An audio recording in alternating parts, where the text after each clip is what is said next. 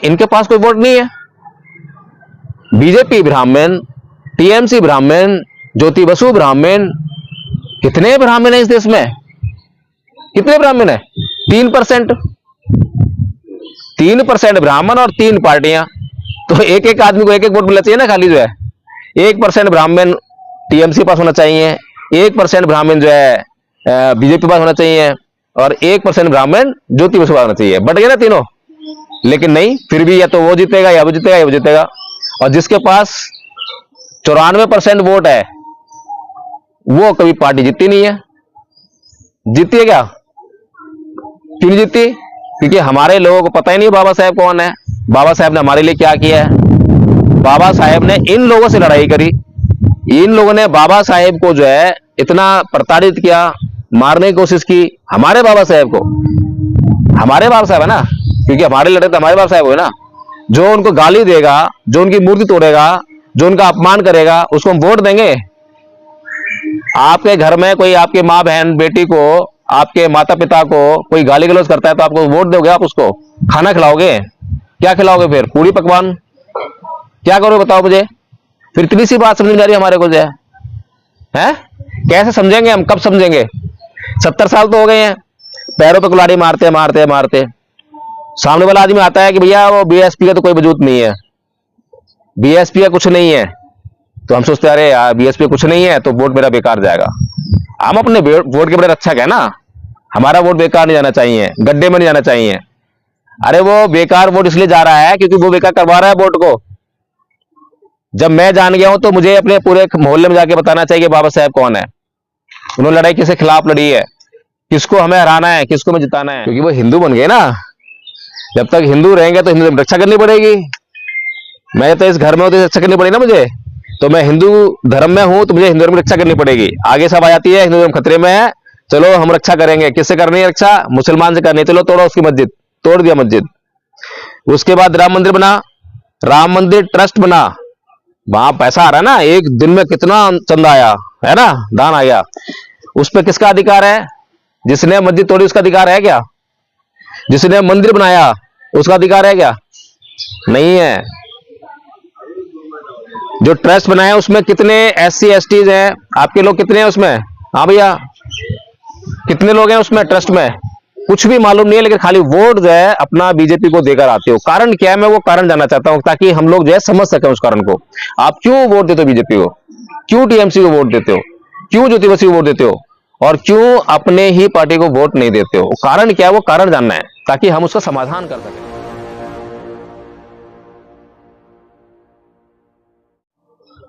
कुछ जानते हैं? जी जी, बाबा साहब हमारे आइडल है। आइडल है और हम लोग कोशिश करते हैं बाबा साहब बिना अम्बेडकर के बताए हुए रास्ते पे हम चले, उसके सिद्धांत पे चले। ये बात तो काम की है। और अगर उसके बारे में आप जानना है तो आजकल तो गूगल में बहुत साइट निकला हुआ है। अगर आपको किताब अवेलेबल नहीं मिल पा रहा है तो मैं तो चाहता हूँ कि कोई भी बच्चा हो, मैंने दिन के 24 घंटे में अगर कभी भी 1 मिनट भी अगर गूगल में सर्च कर ले तो इसको पूरी जानकारी मिल जाएगी कि बाबा साहब क्या थे और किस परिस्थिति में उसने अपने जीवन को आगे बढ़ाए हैं। इतना सुविधा रहने के बाद भी उसको कितना कठोर दंड मिले हैं। बहुत सारी क्या नाम है आपका? आपका नाम क्या है? मेरा नाम है राजेश कुमार नंदेश्वर। राजेश कुमार नंदेश्वर जी ने जो बात कही है, इस बात से कितने लोग सहमत हैं यहाँ पर कि बाबा साहेब हमारे आइडल हैं, आदर्श हैं? आदर्श हैं। आप सहमत नहीं हो तो फिर हाथ खड़े नहीं करते? हाथ खड़े बताओ ना। हाँ, सारे सहमत हैं, ठीक है, बहुत बढ़िया बात है, अच्छी बात है। अच्छा, बाबा साहेब ने हमारे लिए जो है क्या काम करा जो कि हमारे आदर्श बन गए? पता होना चाहिए ना हमें। जी। तो क्या काम करा बाबा साहेब ने? बाबा साहब हम लोग को ऊपर उठाए। कैसे उठा दिया ऊपर? क्रेन लेकर आए थे? तो कैसे उठाए ऊपर?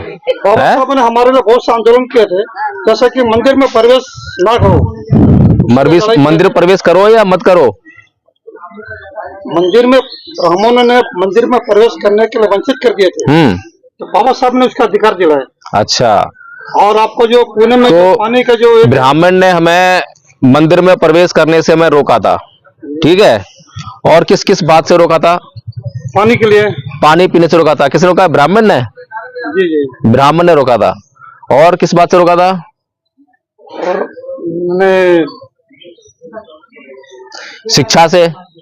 शिक्षा से तो शुरू से तो वंचित थे शुरू, क्योंकि शिक्षा से रोका, ठीक है। ब्राह्मणों ने जब क्लास के अंदर में जब पढ़ाई कर रहे थे, हाँ तो हमारा भीमराव अम्बेडकर ने हाँ, क्लास ठीक के ठीक, बाहर मतलब नहीं- मोटा मोटी बात करते हैं। हाँ, बाहर नहीं अपने शिक्षा बहुत लंबी कहानी अगर हम कहेंगे तो बहुत लंबी कहानी में बहुत सा टाइम चला जाएगा, इसलिए हम पॉइंट से बात करेंगे।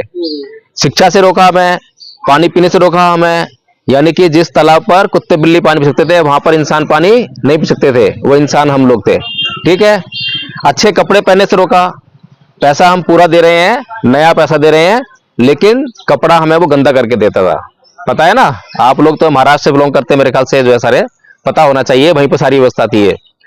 और ये जो घर बना रखे हैं, ये घर भी इतने अच्छे बनाने का हमें अधिकार नहीं था, नौकरी करने का अधिकार नहीं था, व्यवसाय करने का अधिकार नहीं था। यानी कि एक जिंदगी को जीने के लिए जितनी भी सुविधाएं चाहिए, जितने भी एफर्ट्स उठते हैं, उन सब से हमें किसने वंचित किया? ब्राह्मण ने वंचित किया, ठीक है। सभी लोग, किसी को आपत्ति तो नहीं है इस बात पे? चलिए, अब आपके वेस्ट बंगाल में कौन कौन सी पार्टी है आप जानते हैं? एक तो बीजेपी है, वो किसकी पार्टी है? ब्राह्मण की। ब्राह्मण की पार्टी है कि नहीं है? भैया ध्यान दो थोड़ा सा, है ना। ब्राह्मण की पार्टी है या नहीं है? ठीक है। टीएमसी किसकी पार्टी है? ब्राह्मण की पार्टी है या नहीं है? जो ज्योति बसु वो कौन था? ब्राह्मण था या नहीं था?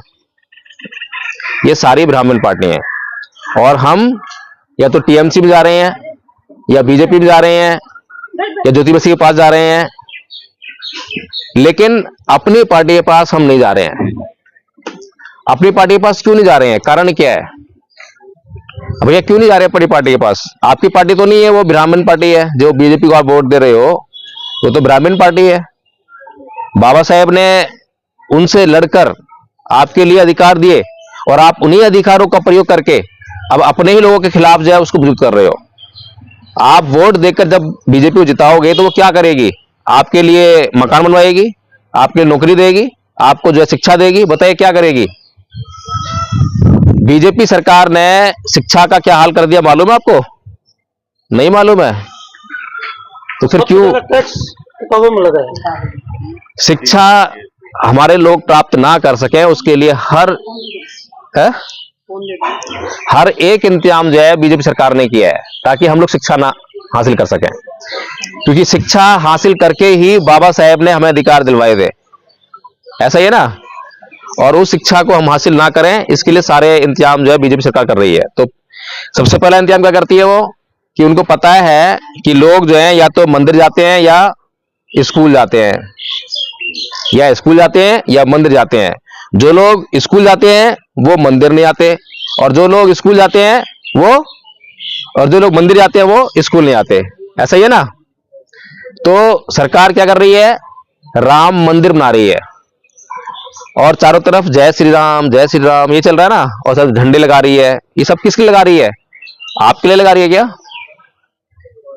अभी जिस बाबरी मस्जिद को तोड़कर ये राम मंदिर बनाया गया, उस बाबरी मस्जिद को तोड़ने वाले कौन लोग थे? ब्राह्मण लोग थे? हैं? हमारे लोग थे। हमारे लोगों ने बाबरी मस्जिद को तोड़ा उस पर चढ़कर, क्योंकि वो हिंदू बन गए ना। जब तक हिंदू रहेंगे तो हिंदू रक्षा करनी पड़ेगी। मैं तो इस घर में हूं तो रक्षा करनी पड़ेगी ना मुझे। तो मैं हिंदू धर्म में हूं तो मुझे हिंदू धर्म की रक्षा करनी पड़ेगी। आगे सब आ जाती है हिंदू धर्म खतरे में है, चलो हम रक्षा करेंगे। किससे करनी है रक्षा? मुसलमान से करनी है। चलो तोड़ो उसकी मस्जिद, तोड़ दिया मस्जिद। उसके बाद राम मंदिर बना, राम मंदिर ट्रस्ट बना। वहां पैसा आ रहा है ना, एक दिन में कितना चंदा आया है ना, दान आ गया। उस पर किसका अधिकार है? जिसने मस्जिद तोड़ी उसका अधिकार है क्या? जिसने मंदिर बनाया उसका अधिकार है क्या? नहीं है। जो ट्रस्ट बनाया उसमें कितने SC STs हैं? आपके लोग कितने हैं उसमें? हाँ भैया, कितने लोग हैं उसमें ट्रस्ट में? कुछ भी मालूम नहीं है, लेकिन खाली वोट जो है अपना बीजेपी को देकर आते हो। कारण क्या है, मैं वो कारण जानना चाहता हूं ताकि हम लोग जो है समझ सकें उस कारण को। आप क्यों वोट देते हो बीजेपी को, क्यों टीएमसी को वोट देते हो, क्यों ज्योति बसु को वोट देते हो, और क्यों अपने ही पार्टी को वोट नहीं देते हो? कारण क्या है, वो कारण जानना है ताकि हम उसका समाधान कर सकें। बताइए क्या कारण है? आपके चारों तरफ जो है लिखा हो टीएमसी को वोट दो, बीजेपी को वोट दो, तो आप उससे प्रभावित होकर आप वोट देते हो।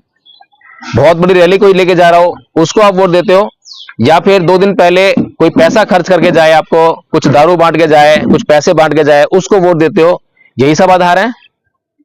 या फिर आपको चुन लिया कि आपके पास 10 घर हैं, लो बेटा क्या नाम है 10,000 रुपये लो और ये सारे का वोट मुझे दे दो, तब आप वोट देते हो। यही सब बातें हैं वोट देने की। नहीं तो इनके पास कोई वोट नहीं है। बीजेपी ब्राह्मण, टीएमसी ब्राह्मण, ज्योति बसु ब्राह्मण, कितने ब्राह्मण है इस देश में? कितने ब्राह्मण है? 3%।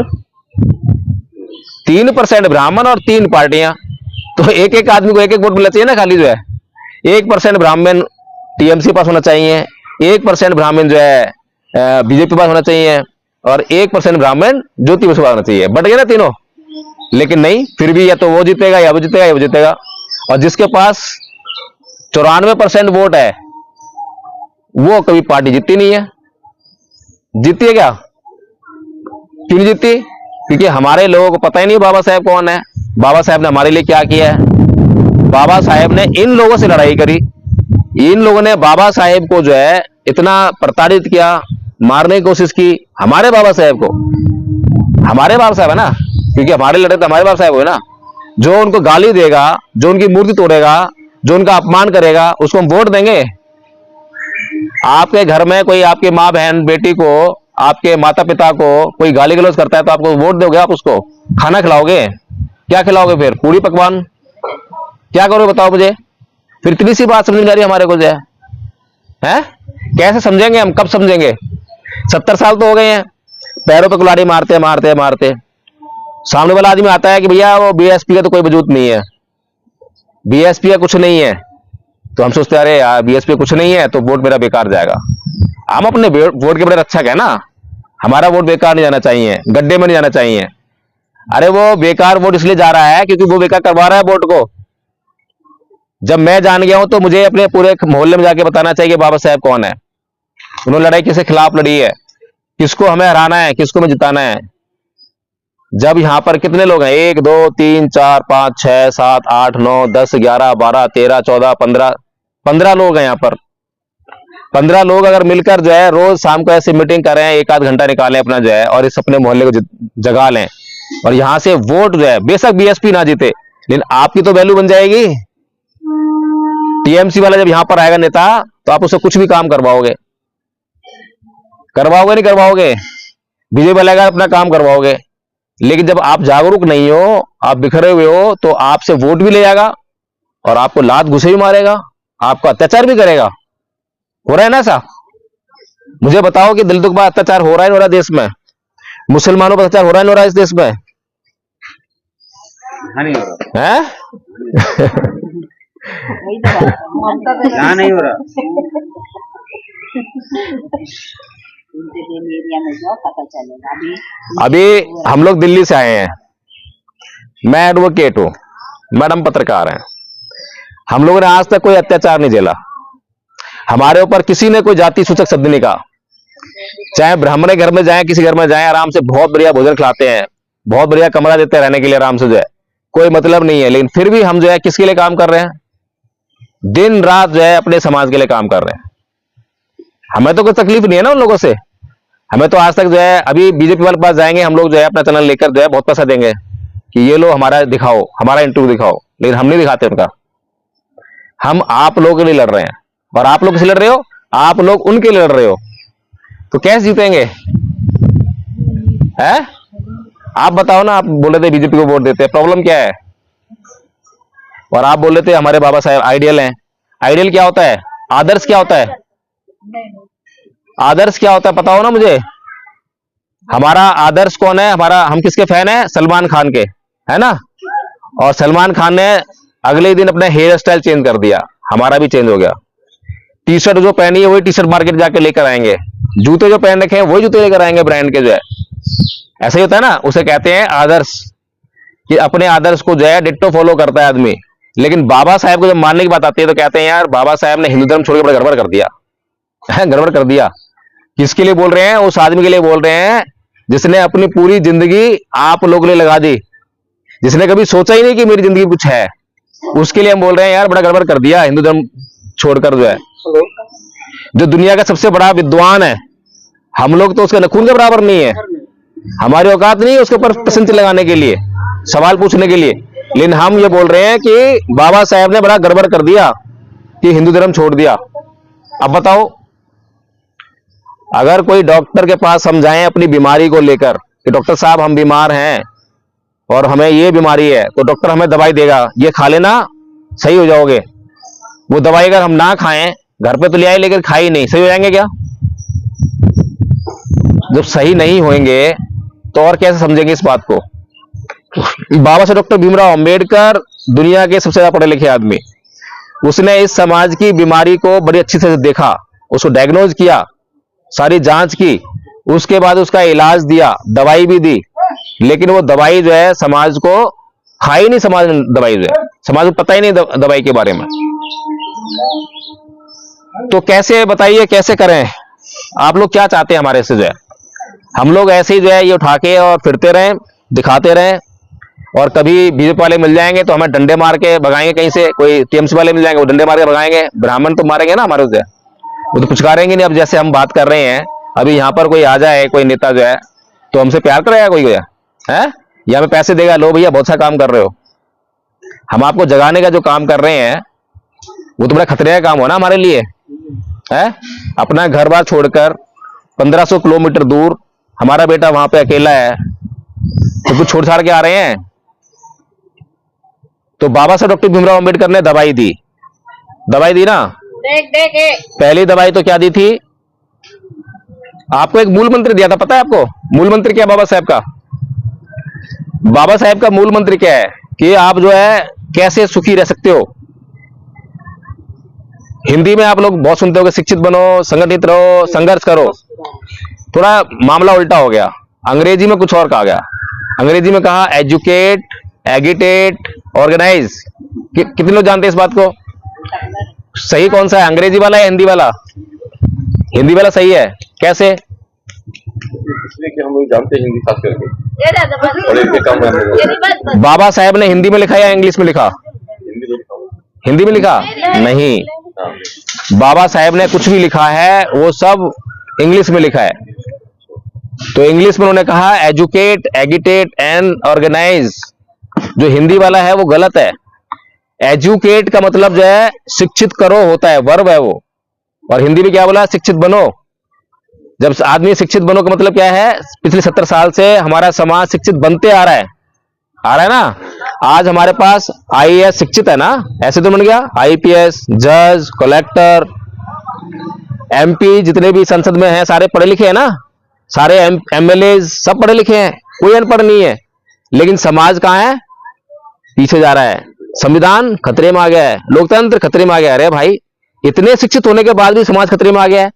और जब एक ही आदमी शिक्षित था, है? जब खाली एक ही आदमी शिक्षित था, बाबा साहेब, और तब उनका समाज जो है खतरे से बाहर निकालना है उसको। और जब इतने सारे समाज में हर जगह पढ़े लिखे हैं, तब हमारा समाज खतरे में आ गया। कारण क्या है कि वो जो अंग्रेजी और हिंदी का जो ज्ञान है ना, वो गलत हो गया। बाबा साहब ने कहा शिक्षित करो, और हमने हिंदी में कर दिया शिक्षित बनो। शिक्षित बनेंगे तो नौकरी हासिल होगी, और नौकरी क्या करेंगे? नौकरी से हम लोग मजे मारेंगे, है ना। तो बाबा साहेब ने मजे मारे क्या नौकरी से? बाबा साहब ने मजे मारे नहीं, तो तुम्हें कैसे बोल देंगे भाई मजे मारो? है? बाबा साहब तो कर्तव्य देने वाले हैं। बाबा साहब कहते हैं एजुकेट, यानी कि शिक्षित करो, ये तुम्हारा कर्तव्य है। जो लोग जाग गए हैं, अभी आप जागे हुए थे, आप लोग नहीं जागे हुए थे, तो आपका कर्तव्य था। अभी मैंने यही बोला कि हम लोग यहां मीटिंग कर रहे हैं, तो हम जो लोग जाग गए हैं, तो फिर इस मीटिंग के बाद जाके सो जाएं तो क्या भला होगा? ना तो हमारा भला होगा और ना समाज का भला होगा। लेकिन अगर हम लोगों ने यहां से जागकर और समाज को जगाने का काम कर दिया, तो हम भी बच जाएंगे और समाज बच जाएगा। नहीं तो कल को हम भी मारे जाएंगे और समाज ही मारा जाएगा।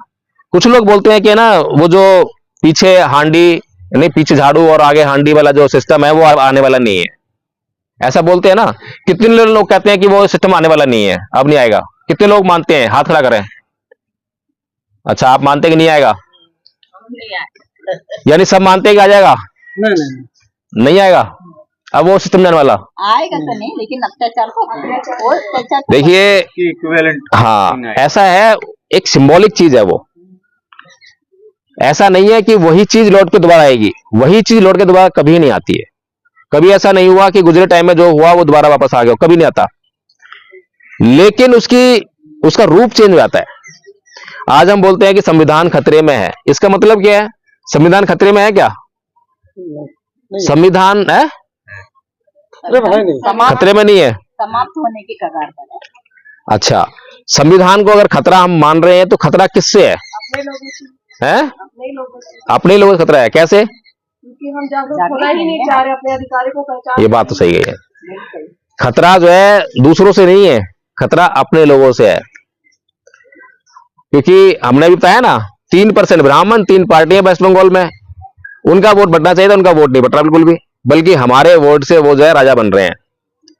और हमें राजा बनने का बड़ी मुश्किल से अधिकार मिला, लेकिन हमने राजा बनना स्वीकार नहीं किया। एक कहानी सुनाता हूं इसी बात पे जो है। एक बार की बात है, यूनान की बात है। यूनान में जो है 2 जातियां थी, एक पैट्रिशियन जाति, ऊंची जाति थी, शासक जाति थी, राज की जिसे कहते हैं, राजा वंशज जो होते हैं ना, राजा के वंशज, वो जाति थी। दूसरी थी प्लेबियन। अब जो प्लेबियन थे वो आम लोग थे, नीची जाति के लोग थे। तो प्लेबियंस को अपना राजा चुनने का अधिकार नहीं था, उनको वोट देने का अधिकार नहीं है। वोट का सिस्टम नहीं जैसे भारत में था वैसे ही वहां था। तो बड़ी मुश्किल से उन्होंने बड़ा लंबा संघर्ष किया, जैसे हम लोग संघर्ष किया ना। क्या हुआ, आप लोग बैठो ना। तो प्लेबियंस ने जो है बहुत लंबा संघर्ष किया, बहुत सारी जानें गंवाई, बहुत सारा त्याग किया, समर्पण किया। और इतने त्याग, समर्पण, बलिदान के बाद उन्होंने वोट, जय भीम नमो बुद्धाय सर, वोट देने का अधिकार हासिल कर लिया और वोट देकर राजा बनने और राजा चुनने का अधिकार प्राप्त कर लिया उन्होंने, पहली बार, बहुत बड़े संघर्ष के बाद। लेकिन वहां पर जो है एक सिस्टम था, वहां पर एक मान्यता ये थी, वहां पर एक देवी थी, और कोई भी राजा जो चुना जाता था, उस राजा को उस देवी के पास जाना पड़ता था मंदिर में।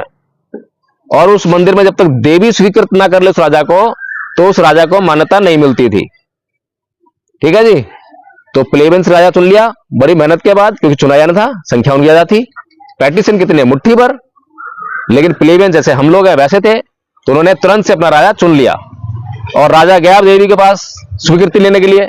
अब देवी क्या है? देवी तो पत्थर की मूर्ति है, लेकिन देवी को वहां पे जो पूजा पाठ कराने वाला पुजारी था। अब वो पुजारी ही देवी से पूछता था कि देवी तुझे ये राजा मंजूर है या नहीं है? तो वहां से जो है वो किस तरीके से वो करता था मैनिपुलेट जो है, और आके बाहर जो जवाब देता था कि मंजूर है या नहीं है। तो ऐसे ही जब प्लेबियंस का राजा वहां पर गया, तो वहां पर जो है पुजारी ने फिर पूछा कि हे देवी, तुम्हारा राजा तुम्हारे सामने खड़ा हुआ है, ये राजा तुम्हें मंजूर है या नहीं है? तो वहां से कुछ उन्होंने जो सिस्टम था उनका, तो आके राजा, वो पुजारी जो बताता है बाहर जो है कि ये राजा जो है देवी को स्वीकार नहीं है। इतना लंबा संघर्ष करके जो उन्होंने अधिकार प्राप्त किया था, अपनी अंधश्रद्धा, अंधविश्वास के कारण एक झटके में वो अधिकार उनसे छीन लिया गया। ऐसा हमारे साथ हो रहा है, नहीं हो रहा? बाबा साहेब हमें अंधविश्वास और अंधश्रद्धा से बाहर निकालना चाहते हैं, लेकिन वो कौन लोग हैं जो हमें लगातार अंधविश्वास और अंधश्रद्धा में रखना चाहते हैं? एक उदाहरण आपके ही वेस्ट बंगाल का है। ज्योति बसु कौन सी पार्टी से मुख्यमंत्री बने थे? सीपीएम, कम्युनिस्ट पार्टी, मार्क्सवादी है ना, मार्क्सवादी। अब मुझे ये बताओ, मार्क्स ने जो है ये कहा था नहीं कहा था कि धर्म अफीम का नशा है? कहा था नहीं कहा था? कितने लोग जानते हैं? बहुत से लोग कहे थे धर्म अफीम का नशा, बहुत लोग। नहीं, वो मार्क्स ने पहले बार कहा था। अभी बाद में धर्म अफीम का नशा है, ये मार्क्स ने कहा। और मार्क्सवादी सिद्धांत के आधार पर जो है ज्योति बसु पार्टी बनाई उन्होंने। तो जब सत्ता में आए तो उनको क्या प्रचार करना चाहिए था? उनको ये प्रचार करना नहीं चाहिए था कि भाई ये जो मंदिर हैं, ये मूर्तियां हैं, इनमें कोई जान नहीं है, तो मूर्ति में प्राण प्रतिष्ठा करते हो, ये कुछ नहीं है, मूर्तियां कुछ नहीं कर सकती, ऐसा प्रचार करना चाहिए था ना। क्योंकि मार्क्स कह रहा है, और मार्क्स की विचारधारा पर तुम जो पार्टी बनाए हो, उस पार्टी का यही मकसद होना चाहिए कि पूरे लोगों को जो है साइंटिफिक टेम्परामेंट तुम जो है डेवलप करो, है ना। लेकिन क्या ज्योति बसु ने ये सब किया? नहीं किया। उसने क्या किया? ब्राह्मण था ना बाबा साहेब ने, इसीलिए मार्क्सवादी पार्टी को ज्वाइन नहीं किए। आपको पता होना चाहिए। वो कहते हैं कि मजदूरों की पार्टी है, लेकिन मजदूर होने से पहले मजदूर एक ब्राह्मण है। मजदूर एक छोटी जाति का भी है, बड़ी जाति का भी है, जाति चिपकी हुई है। भारत में गरीबी और अमीरी का भेद नहीं है, खाली गरीबी और अमीरी से भी भेद से पहले जो है जाति भेद है। जाति उस गरीबी और अमीरी के ऊपर भी राज करती है। एक ब्राह्मण गरीब होगा, एक शूद्र गरीब होगा, सबसे पहले जीवन सुखी किसका होगा? ब्राह्मण का सुखी होगा, उस शूद्र गरीब का सुखी नहीं होगा। तो बाबा साहेब जो है इन सबके बाप थे, दादा थे। ये जितनी भी कथा कहानियां पढ़ रहे हैं, जितने भी षड्यंत्र रच रहे हैं, वो इन सबका जवाब जानते थे। इसीलिए परम पूज्य बाबा साहेब डॉक्टर भीमराव अंबेडकर इस समाज की सारी समस्याओं को देखते हुए उसका सही इलाज, सही दवाई देकर गए। पहली दवाई दी उन्होंने 1935 में, जब उन्होंने हिंदू धर्म छोड़ा। क्या कहा था बाबा साहेब ने हिंदू धर्म छोड़ते समय? किसी को मालूम है? कुछ तो बताओ। मैं जिया तो हूँ हिंदू में और मरूंगा तो मैं बौद्ध में मरूंगा। पैदा हुआ देखिए 1935 में बाबा साहेब ने कहा कि मैं हिंदू पैदा हुआ, ये मेरे बस की बात नहीं थी, लेकिन मैं हिंदू मरूंगा नहीं, ये कहा था बाबा साहेब ने। ठीक है, पहली दवाई दी, लेकिन हमारे समाज ने उस समय वो दवाई नहीं खाई। नहीं खाएगा तो इलाज नहीं होने वाला।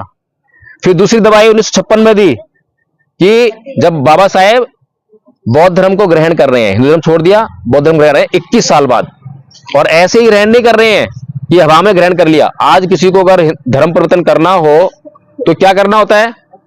अभी मैं सोच रहा हूं धर्म परिवर्तन करना है, कल ही जाऊंगा, अगर मैं हिंदू हूं मुझे मुसलमान बनना है तो मैं चर्च में वहां जाऊंगा मस्जिद में, और मस्जिद में जाके धर्म परिवर्तन कर लूंगा, है ना। 1 सेकंड में 1 घंटा लगेगा, मुश्किल से 1 दिन लग जाएगा, 1 हफ्ता लग जाएगा, इससे लगता नहीं है।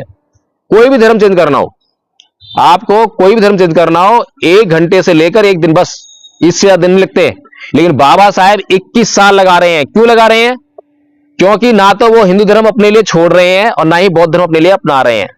उनका पूरा का पूरा जीवन जो है इस समाज के लिए डेडिकेटेड है। वो अपने लिए कुछ भी नहीं कर सकते हैं, और समाज के लिए काम करते समय वो क्या कर रहे हैं? उनके बच्चे भूखे हैं और बाबा साहेब विदेश में हैं। विदेश में क्या कर रहे हैं? नौकरी कर रहे हैं। पढ़ाई के लिए। हमारे लोग बच्चे जो हैं विदेश में जाते हैं, क्या करते हैं विदेश जाने के लिए? विदेश में किस लिए आते हैं हमारे बच्चे? नौकरी करने के लिए, है ना। पढ़ाई करने के लिए भी और नौकरी करने के लिए भी। तो पढ़ाई करते वक्त तो किसी को इनकम मिलती नहीं है, तो अपने बच्चों के लिए यहां पर भेज दें कुछ जो है। तो बच्चे यहां भूखे हैं तो क्या होगा? मरेंगे, बीमार होंगे और मर जाएंगे। मर गए, 4 बच्चे मर गए।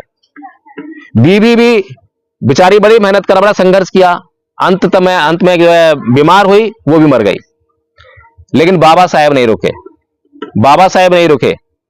अगर बाबा साहेब रुक गए होते तो आज आपको जो वोट देने का अधिकार मिला ना, जो अभी कोई कह रहा है कि मैं बीजेपी को वोट देता हूं, जरूरत नहीं पड़ती भाई आपको कहने के लिए, कोई पूछने वाला नहीं था। बीजेपी को वोट दो मत दो, कोई फर्क नहीं पड़ता था आपको, कोई पूछ नहीं आता आपको कि वोट दो। ये भी बड़ी मेहरबानी आपकी बाबा साहेब के ऊपर है, बाबा साहेब की वजह से है। क्यों? क्योंकि जब गांधी जी से पूछा गया भाई वोट का अधिकार किसको मिलना चाहिए, तो क्या बोला कि जिसके पास प्रॉपर्टी हो उसको वोट देने का अधिकार दो। प्रॉपर्टी थी तुम्हारे पास। फिर दूसरा बोला कि चलो ठीक है, जो टैक्स देता हो उसको वोट देने का अधिकार दो। टैक्स देते थे तुम लोग। फिर बोला कि जो ग्रेजुएट हो उसको वोट देने का अधिकार दो। तुम ग्रेजुएट थे, स्कूल में जाने थे, ग्रेजुएट कहां से होते? यानी कुल मिलाकर षड्यंत्र क्या था कि इस समाज को वोट देने का अधिकार नहीं होना चाहिए। ऐसा क्यों बोल रहे हैं गांधी जी? क्योंकि 1925-30 तक आते आते भारत में लोकतंत्र की हवा चलने लगी थी। लोग विदेश जाकर, नेहरू जी विदेश गए, मोतीलाल नेहरू विदेश गए, वल्लभ भाई पटेल विदेश, सारे विदेश पढ़ के आए थे ना। और विदेशों में क्या चल रहा है सब पता लग गया था कि लोकतंत्र की हवा चल रही है पूरी दुनिया में। लोकतंत्र और मार्क्सवाद, 2 व्यवस्था चल रही थी, या लोकतंत्र आएगा या मार्क्सवाद आएगा। तो लोकतंत्र की ही ज्यादा व्यवहार थी। तो इन लोगों को पता लग गया था, ब्राह्मणों को, कि इस देश में अब लोकतंत्र आएगा, यानी कि अब लोगों के वोट से सरकार बनेगी। इसीलिए उन्होंने क्या कर दिए? अपने प्रयास शुरू कर दिए। 1925 में आरएसएस बन गया। किस लिए बना आरएसएस? आरएसएस किस लिए बना था? किस लिए बना था भाई, कोई बताओ? इस देश में हिंदू थे ना, उस समय भी काफी मात्रा में हिंदू थे, लेकिन आरएसएस क्या कर रहा था? आरएसएस ने पॉलिटिकल पार्टी नहीं बनाई। आरएसएस की जो पॉलिटिकल पार्टी है बीजेपी, वो बहुत बाद में बनी है। सबसे पहले 1977 में जनसंघ बना था, उसके बहुत बाद जो है बीजेपी बनी है, ठीक है ना। आरएसएस ने क्या काम करा? जो हिंदू है, हिंदू तो था ही नहीं कुछ भी, जो है हिंदू तो ब्राह्मण था। तो पहले 1932 में हिंदू महासभा बनी, वहां से आपको जो शब्द मिला हिंदू, गर्व से कहो हम हिंदू हैं, जब शुरू हुआ ये। उससे पहले हिंदू को शब्द नहीं था, कोई हिंदू नहीं है, उससे पहले सब ब्राह्मण है, ठीक है। तो आरएसएस ने जो है क्या करा कि जो हिंदू हैं, जिनको हिंदू बोला उसने, उनके अंदर हिंदुत्व की भावना को जगाने का काम किया संगठन बनाना चालू कर कि दिया। तुम हिंदू हो, गर्व से कहो हिंदू हो। फिर अब जय श्री राम, जय श्री राम। इन्हें पता नहीं है धर्म क्या है। किसी भी हिंदू से पूछ लो, तूने भाई रामायण पढ़ी है? नहीं पढ़ी है। गीता पढ़ी है? नहीं पढ़ी है। महाभारत नहीं पढ़ी है। अरे कुछ तो पढ़ा हुआ, कुछ नहीं पढ़ा है। फिर क्या है धर्म भाई? हिंदू धर्म है क्या? किसी को पता नहीं है। हिंदू धर्म के बारे में किसी को पता नहीं है।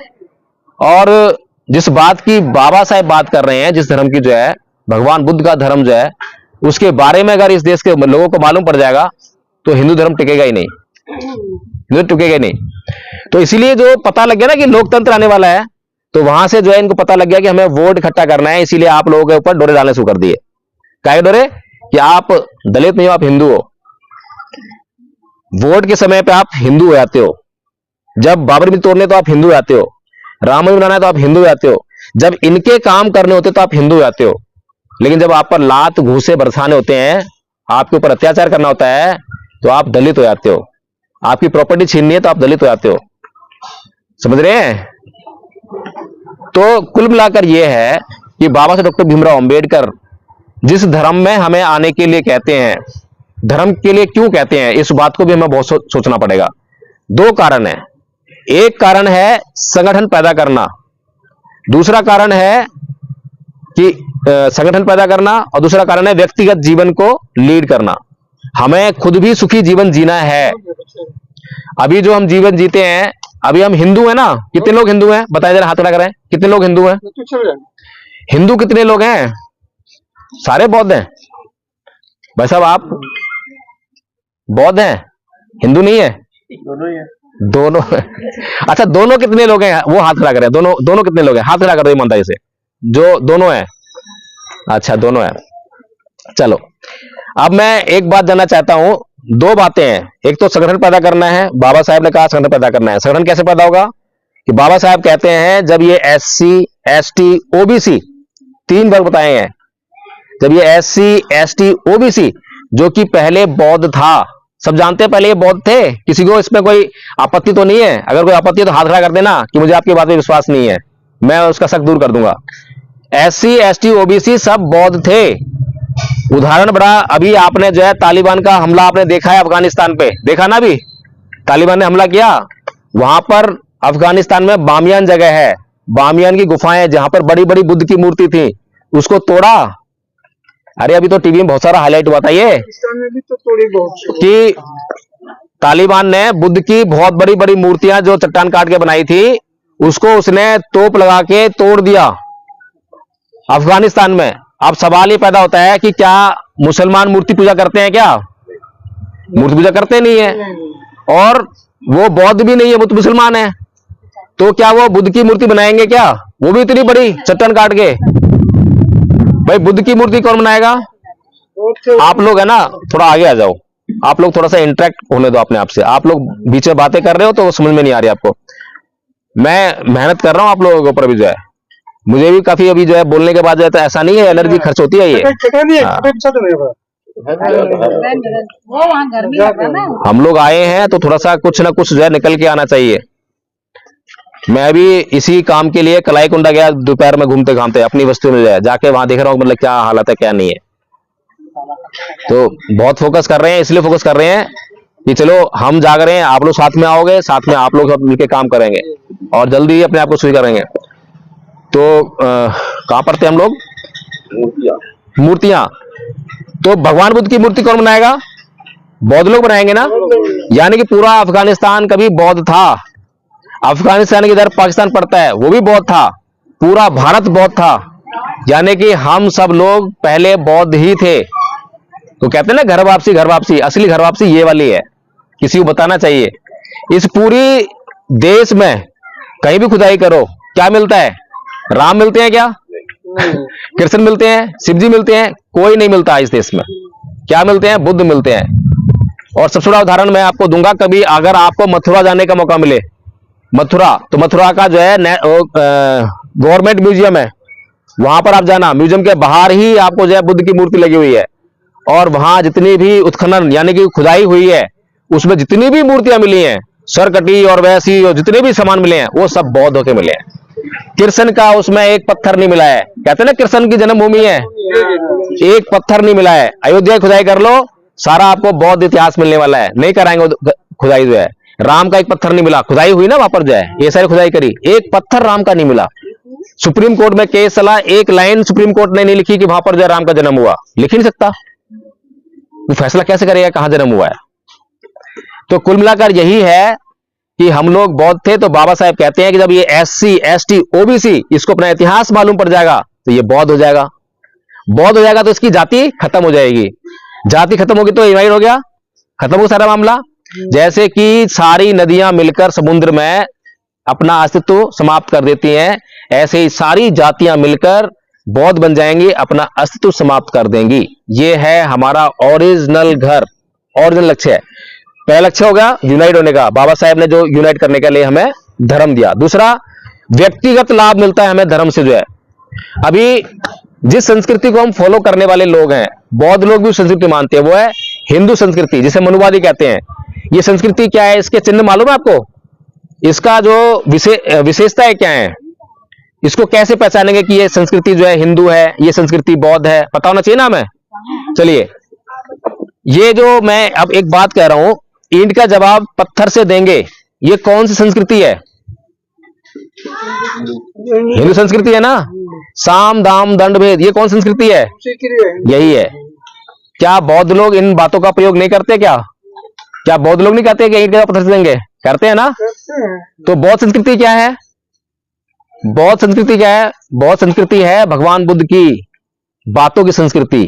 क्या है? नाही वेरेन वेरानी समंतीत गुदाचनंग अवेरन चय समंती ऐस धम्मो सनंतनो, कि वैर से कभी वैर शांत नहीं होता, अवैर से ही वैर शांत होता है। यह भगवान बुद्ध की बात है। जो बात ईंट का जवाब पत्थर से देंगे, ये पूरी दुनिया में कोई मानने के लिए तैयार नहीं है। बताओ कोई मानने तैयार है? हाथ खड़ा करो। कोई मानने के लिए तैयार है क्या? कोई इस बात को सही बताएगा क्या? कोई बताएगा क्या? लेकिन हिंदू हमेशा जो है यही करेंगे। आप रामायण देख लो, रामायण में राम क्या कर रहे हैं? हमेशा तीर तार के खड़े जाते हैं जरा जरा सी बात पे। कृष्ण जी क्या कर रहे हैं महाभारत में? अर्जुन को क्या बोल रहे हैं? अर्जुन मार, तेरे सामने जो खड़े हैं वो पापी हैं, अधर्म किया है, धर्म की स्थापना करनी है, मार मार कर करेंगे। और बुद्ध जो है धर्म की स्थापना करने के लिए क्या बोलते हैं, करते हैं?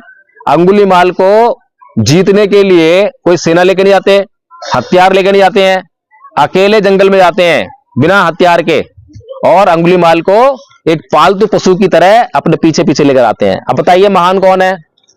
बुद्ध महान है या कृष्ण महान है या राम महान है? बताइए। तो हमें महान आदमी पीछे चलना चाहिए या कमजोर और कायर आदमी पीछे चलना चाहिए? जो जरा सी बात पे हथियार उठा ले, जरा सी बात पे हिंसक उठे, वो मजबूत है या कायर है? वो तो कायर है ना। किसी ने जरा सा गाली दिया और तुरंत गुस्सा हो गया तो कायर की निशानी होती है। लेकिन किसी ने किसी को गाली दी और वो हिला भी नहीं, शांत खड़ा हुआ है, तो वो मजबूत है ना। वो मजबूत है। किसी ने गुस्सा किया, वो नहीं हिला, तो बुद्ध जो है, बुद्ध से मजबूत कौन है? राम और कृष्ण जरा सी बात में हिल जाते हैं, कांपने लगते हैं। क्रोध में कोई आदमी स्थायी रह पाता है क्या? भाई आप लोग जो है, आप लोग आगे आ जाओ ना, आप लोग पीछे क्यों खड़े हो? प्रीति इधर आ जाओ ना, आप लोग जो है। मैं इसीलिए बार बार इधर ही इंटरेक्ट हो पा रहा है, मेरा इंटरेक्शन इधर ही आ रहा है।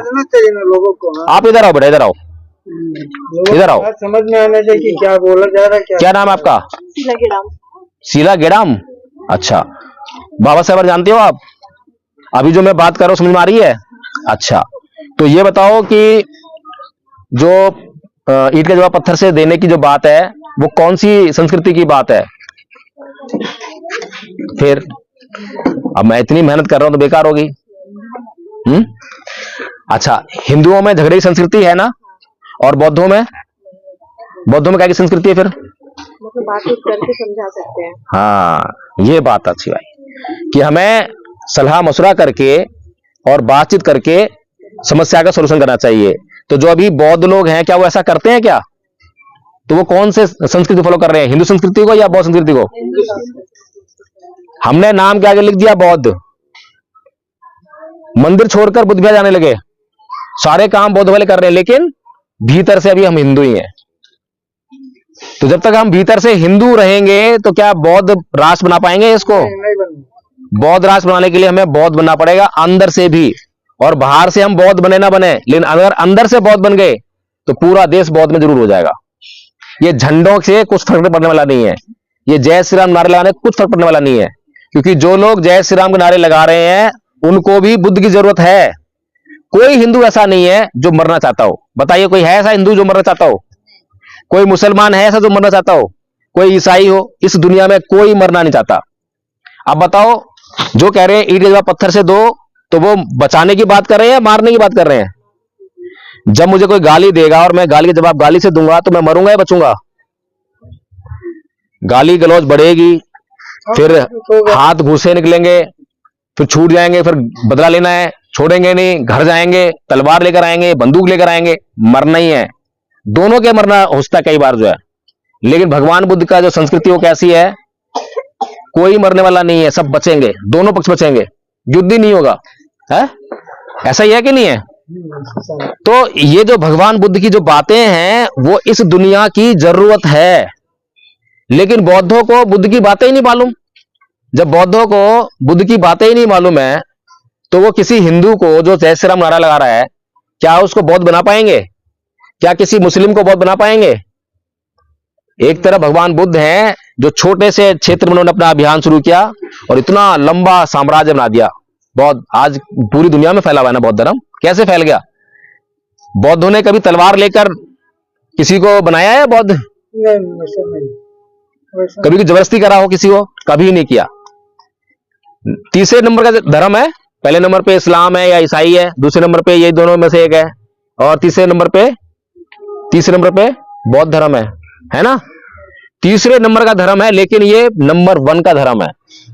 अगर वास्तव में हम धर्म की बात करें, वास्तव में अगर ईमानदारी की बात करें कि ईमानदारी से आपने कितने मुसलमान बनाए हैं पूरी दुनिया में? एक भी नहीं बनाया है, सब जबरदस्ती बने हुए हैं। ईमानदारी से कितने हिंदू बनाए हैं आपने? एक भी नहीं बनाया है, सब जबरदस्ती बनाए हैं। ईमानदारी से कितने ईसाई बनाए हैं? एक भी नहीं है, सब जबरदस्ती है। और कितने बौद्ध बनाए हैं ईमानदारी से? सारे बौद्ध ईमानदारी से बने हुए हैं। तो नंबर 1 का धर्म कौन सा है पूरी दुनिया में? बौद्ध धर्म है। इतने गौरवशाली धर्म को मानने वाले हम लोग हैं, हमें तो गौरव का अनुभव होना चाहिए। हमारे पास एक एक महापुरुष है गौरव करने वाला है क्या नहीं है? भगवान जय भीम नमो बुद्धाय। बहुत टाइम पे आ गया, मैं एक गाथा बोलने वाला हूं, आज बैठिए आप। भगवान बुद्ध धम्मपद में कहते हैं, अकोछी मंग अवधि मंग अजीनी मंग आहासी में ये चतंग उपनयंती वेरंग तेसंग न सम्मति। यानी कि उसने मुझे मारा, उसने मुझे डांटा, उसने मुझे जीत लिया। जो इस प्रकार की बातों को अपने मन में बनाए रखते हैं उनका वैर कभी शांत नहीं होता। ये बात कैसी है बताओ? कैसी है ये बात? बहुत बुरी बात है? हाँ क्या? नहीं बुरी बात नहीं है। अच्छी बात है। तो इससे क्या सबक मिलता है, हमें क्या सीख मिलती है इससे? बुद्ध धर्म के साथ चलना चाहिए। क्यों? मैंने जो गाथा कही है गाथा बताओ, क्या बोला मैंने गाथा में? मैंने हिंदी भी बोली है ना, पाली में बोल के हिंदी बोली है मैंने, तो क्या बोला है उसमें? ध्यान नहीं है। क्या उम्र है आपकी? 27। पढ़ाई कर रही हो अभी? क्या कंप्लीट किया पढ़ाई में? 12th। उसको छोड़ दिया? हाँ। ये कंप्लीट हो गई पढ़ाई? नहीं हुआ, लेकिन मैं छोड़ दी नहीं करके। और बाबा साहब ने कहाँ छोड़ी पढ़ाई? बाबा साहब ने पढ़ाई कब छोड़ी थी? कौन सी डिग्री लेने के बाद छोड़ी थी? है? नहीं पता मुझे। नहीं पता? किसी को मालूम है कब छोड़ी पढ़ाई बाबा साहब ने? है? लास्ट पढ़ा तुमके 12 क्लास। बाबा साहब ने मरते दम तक पढ़ाई नहीं छोड़ी है। तो तुम तो पढ़े क्या? और तुमने अभी छोड़ दी पढ़ाई। कैसे जियोगी बिना पढ़ाई के? ये दुनिया जीने नहीं देगी। मैंने कहा है अकोची मंग अवधि मंग अजीनी मंग आहासी में ये चतंग उपनहंती बेरंग तेसंग न सम्मति, यानी कि उसने मुझे मारा, उसने मेरे को डांटा, उसने मुझे जीत लिया। जो इस प्रकार की बातें मन में बनाए रखते हैं उनका वैर कभी शांत नहीं होता। ये बात कैसी है ये पूछा है मैंने, अच्छी है? आपके घर में कभी ऐसा होता है इस बात का, कभी आपने महसूस किया है कि अरे मुझे आज पहली बार मालूम पड़ी है, पहले मालूम हो गया होता तो मेरे घर में ये क्लेश नहीं हुआ होता, ये लड़ाई झगड़ा नहीं होता? कभी मालूम पड़ा आपको ऐसा है? नहीं मालूम हुआ। घर में कभी क्लेश होता है, झगड़ा होता है, किस बात पे होता है? छोटी मोटी बात पे, जैसे कि मम्मी ने जो है खाने में मिर्च मसाला उल्टा सीधा कर दिया तो झगड़ा हो गया, है ना, गुस्सा हो गया ना। फिर डैडी ने जो कहा, पापा ने जो कहा आपको, आपकी मम्मी को, उसको मम्मी ने मन में बिठा लिया और फिर मम्मी फूल गई, 2 दिन तक बात नहीं करी, कई बार हफ्ता बीत जाएगा, है ना ऐसा? तो इन बातों से कई बार ऐसा होता है, अरे जाओ भाई, छोटी छोटी बातें हमारे मन में, पति पत्नी के बीच में, भाई बहन के बीच में, पिता पुत्र के बीच में बैठ जाती है, मन में बैठ जाती है। वो कई बार दिन तक शांत नहीं होती हैं, हफ्ते लग जाते हैं, महीने लग जाते हैं, और पति पत्नी के बीच में तो कई बार घर से चली गई है पत्नी और डाइवोर्स तक हो जाते हैं। इतना सब अनर्थ जो है किस बात के लिए हुआ कि भगवान बुद्ध की जो ज्ञान है उनका जो है उसका प्रचार प्रसार नहीं हो रहा है। अगर भगवान बुद्ध की बात को माना होता तो फिर जो है तत्क्षण वहीं पर छोड़ते, बात को छोड़ो, माफ कर दिया। माफ करना तुमने सीखा ही नहीं है, बचपन से नहीं सीखा है, सहन होना हमने सीखा ही नहीं है, सहन शक्ति तो आई नहीं, कभी भी जो है पैदा ही नहीं की है। तो भगवान बुद्ध का जो धर्म है, 2 बातें बताई मैंने, है ना, एक तो वैर से कभी वैर शांत नहीं होता, दूसरा जो बातों में बनाए रखते हैं उनका वैर शांत नहीं होता। इन दोनों बातों से इस दुनिया का कोई भी आदमी, चाहे वो हिंदू हो, मुसलमान हो, ईसाई हो, इनकार कर सकता है क्या? कोई इनकार करेगा? यानी कि सबकी जरूरत है बौद्ध धर्म, लेकिन हम उनको कहेंगे बौद्ध बन जाओ तो नहीं बनेगा बौद्ध, क्योंकि वो हिंदू है, मुस्लिम है, ईसाई है ना। लेकिन हम अगर भगवान बुद्ध की ये वाली बात को प्रैक्टिस करने के लिए कहेंगे तो जरूर मान जाएगा। तो हमारी जरूरत क्या है, उसको बौद्ध बनाना या उसको प्रैक्टिस में लेकर आना? जरूरत किस बात की है? प्रैक्टिस जरूरी है। जब वो प्रैक्टिस करने लगेगा तो हमारा माहौल अच्छा हो जाएगा, है ना। बौद्ध तो बनेगा तो बन जाएगा, अगर बौद्ध ना भी बना और चलो बौद्ध बन भी गया लेकिन प्रैक्टिस नहीं किया, अभी भी हिंसक है। मेरा पड़ोसी बौद्ध है लेकिन गाली गलौज करता है, मैं सुखी हूं क्या? दिन रात परेशान हूं मैं। मेरे घर में माँ बहन बैठी हैं और वो गाली दे रहा है गंदी गंदी, अब बताओ क्या फायदा बौद्ध होने का? लेकिन बुद्धिज्म को प्रैक्टिस करने वाला ब्राह्मण है मेरा या फिर मुसलमान है, वो मुसलमान है लेकिन बुद्धिज्म को प्रैक्टिस करता है, गाली गलौज नहीं करता, मेरे घर में सुख शांति है ना, मेरी बहन बेटी सुरक्षित है ना। तो इस समाज का निर्माण जो है हमें करना है। इस समाज का अभी जो निर्माण जिन शर्तों पर हो रहा है, जिन बातों पर हो रहा है, वो जहरीली बातें हैं, वो आदमी को आपस में लड़ाने की बातें हैं, ठीक है। अभी हमारे भीतर जो संस्कृति है वो जहरीली संस्कृति है, उसको हमें उससे निजात पानी है, निकाल के बाहर फेंकना है, निकाल के बाहर फेंकना है। तो इस बात का जो है हम लोग अभ्यास करते हैं। बाबा साहब ने कहा एजुकेट, तो एजुकेट किस लिए कहा था कि शिक्षित करो। शिक्षित करने के लिए क्या चाहिए, या तो मैं शिक्षित होऊंगा तब करूंगा, या फिर मेरे पास संसाधन होंगे तो मैं उनको लगा के शिक्षित कर सकता हूं, ठीक है। दूसरा कहा एगिटेट, यानी कि जिस शिक्षा को पाकर आदमी आंदोलित नहीं हुआ वो शिक्षा बेकार है। शिक्षा लेकर घर में बैठ गया, नौकरी ले ली, घर में बैठ गया, घर का काम देख रहा है, समाज को नहीं देख रहा, वो कोई फायदा नहीं है। आंदोलित होना चाहिए, शिक्षित हुआ। मैंने किताब में पढ़ा कि SC STs के ऊपर भारत में अत्याचार करते हैं लोग, ब्राह्मण अत्याचार करता है, तो उसके पढ़ने के बाद मेरी नींद उड़ गई। उड़नी चाहिए ना, उड़नी चाहिए नींद, जैसे बाबा साहब की नींद उड़ी। अरे ये क्या हो रहा है, पढ़ाई की, समझा, जाना, अरे ये क्या हो रहा है। तो अगर पढ़ने के बाद मेरे अंदर कोई सेंसेशन नहीं हुई तो कोई फायदा नहीं पढ़ाई का। इसीलिए दूसरा शब्द क्या है, मंत्र क्या है, एगिटेशन। हिंदी में क्या बोले, संगठित हो जाओ। क्या एगिटेशन जो शब्द है, एगिटेट, उसका हिंदी में मीनिंग संगठन होता है क्या? संगठन, अंग्रेजी में संगठन क्या किसको कहते हैं? संगठन की अंग्रेजी क्या होगी, आप बताओ कोई, संगठन की अंग्रेजी क्या होगी? संगठन की अंग्रेजी होती है ऑर्गेनाइज, ऑर्गेनाइजेशन, है ना। लेकिन बाबा साहब क्या बोल रहे हैं? एगिटेट। और एगिटेट की हिंदी क्या होती है? ऑर्गेनाइजेशन नहीं होता, ना संगठन होता है, उसकी हिंदी होती है आंदोलित करो, आंदोलन। और आंदोलित करना क्या होता है? मैंने पढ़ा तो सेंसेशन होनी चाहिए, सेंसेशन ही सबूत है कि मैं जिंदा हूं। अगर कुछ हुआ ही नहीं, उथल पुथल ही नहीं मेरे दिमाग में, तो मैं मरे हुए के समान हूं। और हमारे समाज में आज मरे हुए की संख्या ज्यादा है। पढ़ लिख लिए, नौकरी लग गए हैं, गवर्नमेंट जॉब कर रहे हैं, अपने बीवी बच्चे पाल रहे हैं, समाज को नहीं देख रहे हैं। जबकि उनकी ड्यूटी थी कि शाम को ड्यूटी से आने के बाद 1 घंटा समाज में जाते, बाबा साहब बारे बताते, तो समाज आगे बढ़ता। ठीक है। तीसरा क्या मंत्र था? ऑर्गेनाइज। और हमने क्या दिया हिंदी में? संघर्ष करो। अब बताओ, ऑर्गेनाइज का मतलब संघर्ष करना होता है क्या? कभी नहीं होता। अंग्रेजी करेंगे अगर संघर्ष की तो होगा स्ट्रगल। ऑर्गेनाइज होता है संगठन। तो बाबा साहब जो है अंग्रेजी में संघर्ष करने के लिए नहीं बोल रहे हैं, क्योंकि अगर मुझे यहां से खड़गपुर जाना है स्टेशन जो है, तो यहां से जाने के लिए जितना भी काम करना है, मैंने लक्ष्य बना लिया कि खड़गपुर जाना है, तो जो भी करना है वो मेरा संघर्ष है। पैदल जाऊंगा, साइकिल से जाऊंगा, रिक्शा लूंगा या मोटरसाइकिल जाऊंगा, मैं कुछ भी अपनाता हूं, कैसे भी जाता हूं। मोटरसाइकिल मैंने ली, पंचर हो गई, तो पंचर बनवाऊंगा, घसीट के ले जाऊंगा उसको, तो मेरे लिए संघर्ष है वो तो मुझे करना ही पड़ेगा। अगर लक्ष्य तय कर लिया है और मैं उस पे लक्ष्य पर निकल चुका हूं, तो संघर्ष मुझे कहने की जरूरत नहीं पड़ेगी। अगर मुझे खड़गपुर जाना है तो संघर्ष अपने आप करना पड़ेगा, अपने आप आएगा। इसीलिए बाबा साहब संघर्ष की बात नहीं करते हैं।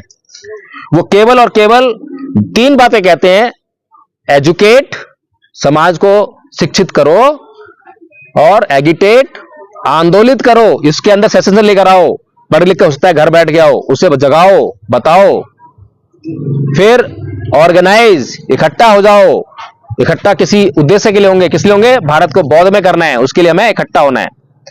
तो भारत को बौद्ध में करना जरूरी है या नहीं है? जरूरी है। क्यों? बताइए आप, क्यों जरूरी है? तो जानकारी नहीं है मेरे को, मैं बता रहा, फिर भी कुछ ऐसा जानकारी है जो कि बहुत कम है समय में, क्योंकि आप जैसे शिक्षा दे रहे हैं, हमारे समाज में कोई ऐसा व्यक्ति है ही नहीं। तो कितने, मेरे जैसे कितने लोग चाहिए जो आपका बंगाल सही हो जाएगा? नहीं, ऐसे कुछ नहीं लग रहा है यार। इनको मालूम होगा शायद सबको कि हमारे बिहार में ऐसे कोई है ही नहीं जो हम लोग को शिक्षा। नहीं, बिहार, आपका बिहार में छोड़ दीजिए, अगर पूरे बंगाल को हमें जो है बौद्ध में करना है खाली, तो मेरे जैसे कितने लोग चाहिए? कम से कम कितने लोग हो जाए तो बंगाल जो बौद्ध में हो जाएगा? बताइए। पहले एक ही हो तो अच्छा है। एक तो मैं हूँ, बताइए मैं कितने दिन गया हूँ यहाँ पर? 1 महीने के लिए, 1 साल के लिए, हर जगह मतलब मीटिंग हो। कम से कम 1000 लोग होंगे तो पूरा बंगाल बौद्ध में हो जाएगा 1 साल में। 1000 लोग नहीं कर पाएंगे? मेरे ऐसे 1000 लोग नहीं कर पाएंगे? हर जगह 1-1 लोग चाहिए। हर जगह? अच्छा, हर जगह का मतलब क्या है? हर जिला या हर विधानसभा, हर तालुका, क्या होता है जो भी छोटे स्तर पर? कहां पर चाहिए आपको 1 लोग? बताइए मुझे, कुछ कैलकुलेशन दीजिए ना, कितने लोग चाहिए? मुझे लगता है 1000 लोग तो बहुत होंगे, है ना? अगर 1000 लोग बंगाल में मेरे जैसे हो जाएंगे तो फिर बंगाल जो है बौद्ध में हो सकता है। गारंटी है इस बात की? संभावना तो है, कम से कम गारंटी ना हो तो काम तो शुरू कर सकते हैं हम, है ना? चलो, फिर मेरे ऐसे 1000 लोग कैसे बनेंगे? सवाल तो आएगा ना। सवाल सही है, गलत है मेरा? तो मेरे ऐसे 1000 लोग पैदा करने हैं, कैसे होंगे? कौन करेगा? अपने घर मतलब पहले खुद को अपने परिवार को। आप लोग यहाँ पर मीटिंग में बैठे हो तो मैं समझ रहा हूँ कि आप लोग समझदार हो, इसलिए बैठे हो, तो आप लोगों की जिम्मेदारी है। मैं दिल्ली रहता हूँ, मैं कभी कभार आ सकता हूँ, जब आप मुझे बुलाओगे जब आ सकता हूँ मैं। तो अब बताओ कि आप लोग जो है, सबसे पहले तो आपको बनना होगा मेरे ऐसा जो है, ठीक है? कैसे बनोगे? पहले घर में बनना पड़ेगा। अगर आपके पास कोई योजना है तो बता दो, नहीं तो फिर मैं योजना देता हूँ। या तो आपकी बात को मैं मानूं या मेरी बात को आप मान लो। ठीक है, आपकी बात मानते हैं। मेरी बात मानेंगे? चलो, बहुत बहुत साधुवाद आपका। तो हम लोगों ने एक संघ शुरू किया है। अब तक आपने संगठन बहुत देखे होंगे, और संगठन में एक आता है अध्यक्ष, कि मैं इस संगठन का अध्यक्ष हूं, मैं इस संगठन का कोषाध्यक्ष हूं, ऐसा होता है ना। और काम के नाम पर जो है उनके पास कोई प्लानिंग नहीं है। उनसे पूछो भाई क्या आपका उद्देश्य क्या है? बाबा साहब का प्रचार करना, अम्बेडकर का प्रचार करना, यही उद्देश्य है। लेकिन कोई फिर पूछो योजना क्या है, तो कोई योजना नहीं है। उदाहरण आपको देता हूं मैं बहुत बड़ा जो है, राजरत्न अम्बेडकर जानते हो आप? राजरत्न अम्बेडकर जानते हो? हाँ। अभी 2022 में जो राजेंद्र पाल गौतम ने जो 22 प्रतिज्ञा ली थी दिल्ली में, ली थी ना, उसके बाद उनको मंत्री पद त्यागना पड़ा था। वहीं पर राजा रत्न अम्बेडकर भी आया था, ठीक है। तो वहां पर उन्होंने एक घोषणा की थी कि 2025 तक हम भारत में 10 करोड़ बौद्ध बना देंगे। आपने सुना होगा सबने जो है, हाँ, है ना। तो ये घोषणा आपने बहुत से, अभी एक वो बनते भी घूम रहा है संविधान बांटता हुआ, सुमित रतन, है ना। सुमित रतन जो कि नकली बनते हैं, चीबर कोई भी ऑर्डर तो बनते नहीं आता। अगर बनते असली होता तो संविधान नहीं बांटता, धमपद बांटता, है ना। धम का काम करता ना, धम के काम में रुचि नहीं है उसकी, उसकी भाषण देने में रुचि है। संविधान बचाना है, लोकतंत्र बचाना है। बताइए संविधान से लोकतंत्र से उसको क्या मतलब है? धम का काम कर, धम फैलता। बाबा साहेब का जो लक्ष्य है उस पर काम नहीं कर रहा है। चलिए, तो उसने भी कभी एक बार घोषणा करी कि हम जो है 10 करोड़ बौद्ध बनाएंगे। राजा रत्न अम्बेडकर का तो बड़ा रिकॉर्डेड स्टेटमेंट है। तो 25 आने वाली है, कितने बौद्ध बना दिए? कुछ सूचना है आप लोगों को कितने बना दिए उन्होंने बौद्ध? लेकिन हम लोगों की कमी है, हम लोगों ने जब राजा रत्न से ये स्टेटमेंट सुना उसके मुंह से, तो हमें पूछना चाहिए था कि साहब आप बात ठीक कह रहे हैं, हमारे को जरूरत है 10 करोड़ बौद्ध की। अगर 10 करोड़ बौद्ध हो जाएंगे तो हमारे भारत में हमारा जो है संबल हो जाएगा, है ना, स्ट्रेंथ आ जाएगी। लेकिन आप ये बताइए कि आपके पास प्लानिंग क्या है? किसी ने पूछा प्लानिंग क्या है? बिना प्लानिंग कोई काम होता है क्या? आप अपनी जिंदगी में सुबह से लेकर शाम तक जितने भी काम करते हैं, अधिकतर काम की तो रात को प्लानिंग करते होंगे कि कल मुझे कहां जाना है, कैसे जाऊंगा, ट्रेन से जाऊंगा, बस से जाऊंगा। प्लानिंग के बगैर कभी कोई काम करते हैं क्या? जिसकी प्लानिंग नहीं करते हो वो काम आपका हो नहीं पाता। कोई भी काम जो है शुरू करते हो तो प्लानिंग करनी पड़ती है। राजा रत्न अम्बेडकर, राजेंद्र पाल गौतम, इन लोगों ने कोई प्लानिंग आपको नहीं बताई है। अच्छा, जो मैं काम कर रहा हूं, ये जो जगाने का काम जो है, ये काम किसका है? समाज में एक बुद्धिजीवी वर्ग होता है ना। समाज जो है सारा तो भेड़ चाल होता है, भेड़ बकरी होता है। उसे तो पता नहीं है कि मतलब क्या करना है क्या नहीं करना, लेकिन उसको क्या करना है, वोट का अधिकार बाबा साहब ने हमें दिया। अब वोट को कैसे इस्तेमाल करना है, किसको वोट देना है, क्योंकि बाबा साहब खुद चुनाव हार गए। बाबा साहब ने समाज को अधिकार दिया वोट देने का, लेकिन समाज ने उनको वोट नहीं दिया। और भंडारे की बात है, बाबा साहब चुनाव हार गए ना, बंगाल में जीता, कुछ भी चलिए हारे ना। तो उस समाज को वोट का अधिकार तो दे दिया, लेकिन वोट का इस्तेमाल कैसे करना है, इस बात को बताने की जिम्मेदारी किसकी है? बताना पड़ेगा ना, क्योंकि समाज की गलती नहीं है, समाज भेड़ बकरी है। समाज को तो आके लीड करना पड़ेगा, बताना पड़ेगा। किसकी जिम्मेदारी है? जिम्मेदारी जो हमसे चालाक है, जो बुद्धिमान है, उनकी जिम्मेदारी। हर समाज में एक बुद्धिजीवी वर्ग होता है, वो अपने समाज को लीड करता है। हिंदुओं का जो बुद्धिजीवी वर्ग है, ब्राह्मणों का, उसने अपना संगठन बना लिया आरएसएस, ठीक है। वो जो भी बात कहता है उसको प्रचारित कर देते हैं, तुरंत वायरल कर देते हैं। तो उसका प्रचार हो रहा है, दुनिया भर का हो रहा है। राम मंदिर बना अयोध्या में और झंडे सारे में लगे पड़े हैं, पूरे देश में झंडे लग गए। ये प्रचार तंत्र है उनका। ऐसे ही जो बहुजन समाज का जो बुद्धिजीवी वर्ग है, वो भी है नहीं है। बहुजन समाज के पास बुद्धिजीवी वर्ग है। कौन कौन है बताओ? बुद्धिजीवी वर्ग में कौन कौन है? किसी का नाम बताओ मुझे, किसको मानते हो बुद्धिजीवी वर्ग में? अभी तो बहुत तमाम निकले, एक आध नाम तो बताओ। अभी जैसा अभी निकल गया चंद्रशेखर आजाद निकल गया। चंद्रशेखर आजाद, हाँ, और उसके बाद में आपका वो, चलो मैं बताता हूँ, डॉक्टर रतनलाल, डॉक्टर लक्ष्मण यादव, हाँ, और आपके रितु सिंह, काचा, भानु प्रताप जी, ये सारे जो है बुद्धिजीवी हैं। अब बुद्धिजीवी वर्ग का क्या काम होना चाहिए? खुद को एमएलए बनाना या समाज को एमएलए बनाना? समाज। अभी जो हमारा बुद्धिजीवी वर्ग है वो क्या कर रहा है? भटका हुआ ज्ञान है। अभी भानु प्रताप जी को क्या आंदोलन कर रहे थे? ईवीएम के खिलाफ आंदोलन कर रहे थे ना। तो अगर उनका आंदोलन समाज को एमएलए बनाना होता तो वो आंदोलन करते रहते और समाज को जगाते रहते। लेकिन जैसे उनको मौका मिला, क्या हुआ? समाजवादी पार्टी से टिकट लिया है और बाद में समाजवादी पार्टी ने उनका टिकट भी काट दिया। सुना है ना आप लोगों ने? कर दिया, काम हो गया। ऐसे ही हमारे माननीय राजेंद्र पाल गौतम जी आम आदमी पार्टी से मंत्री हैं, ठीक है। उनको केजरीवाल ने क्या त्याग पत्र मांगा था? क्या किसी ने सुना है कि मांगा? नहीं मांगा, उन्होंने खुद से त्याग पत्र दिया। क्यों दिया? मैंने लोग मुझे कुछ नहीं, केजरीवाल ने केवल घुड़की दिखाई, त्यागपत्र दो, वर्बली बोला है। और राजेंद्र पाल गौतम जी एडवोकेट हैं, समझदार है ना ये। तूने क्या बोलना चाहिए था कि भाई नोटिस दो पहले, मुझे सो कोई नोटिस दो ना, मैं पहले उसको जवाब दूंगा तब त्यागपत्र दूंगा। लेकिन ऐसा नहीं किया। जब बाबा साहेब संसद में त्यागपत्र देने जा रहे हैं तो क्या बोल रहे हैं, मुझे भाषण देना संसद में कि मैं त्यागपत्र क्यों दे रहा हूं। अकल तो लेनी चाहिए ना हमको, हमारे पास हिस्ट्री है ना।